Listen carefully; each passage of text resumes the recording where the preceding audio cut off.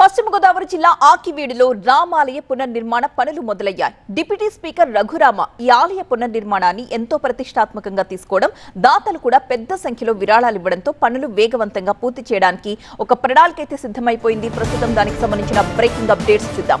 ఆకివీడు పెదపేటలో రామాలయం పనులు ప్రారంభమయ్యాయి. ప్రస్తుతం శిథిలాల తొలగింపు పనులు కొనసాగుతున్నాయి. అక్కడ ఆలయ స్థలాన్ని చదును చేసిన తరువాత పునర్నిర్మాణ కార్యక్రమం జరుగుతుంది. పోలీసుల బందోబస్తు నడుమ పనులు జరుగుతున్నాయి. ఘర్షణ వాతావరణం తలెత్తకుండా భారీగా పోలీసులు మోహరించారు. ఇవాళ ప్రత్యేక పూజలు చేసి పనుల్ని ప్రారంభించింది రామాలయం అభివృద్ధి కమిటీ.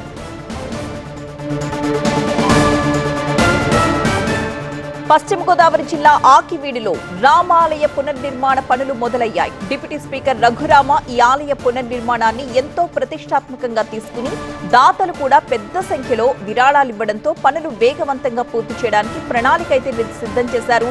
ఆకివీడు పెదపేటలో రామాలయం పనులు ప్రారంభమైన దృశ్యాల్ని మనం చూస్తున్నాం. ప్రస్తుతం అక్కడ శిథిలాల తొలగింపు పనులు కొనసాగుతున్నాయి. ఆలయ స్థలాల్ని చదును చేసిన అనంతరం పునర్నిర్మాణ కార్యక్రమాన్ని ప్రారంభిస్తారు. పోలీసుల బందోబస్తు నడుమ జరుగుతున్నాయి ఈ పనులన్నీ కూడా. ఘర్షణ వాతావరణం తలెత్తకుండా భారీగా అక్కడ పోలీసులు కూడా మోహరించి ఉన్నారు. శిథిలాలు తొలగిస్తూ ఉన్న క్రమంలో అక్కడ ఎవరు కూడా వచ్చి ఆందోళన చేయకుండా పోలీసుల భారీ బందోబస్తు నడుమ అక్కడ పనులు ప్రారంభమయ్యాయి. ఇవాళ ప్రత్యేక పూజలు చేసి పనుల్ని ప్రారంభించింది రామాలయం అభివృద్ధి కమిటీ.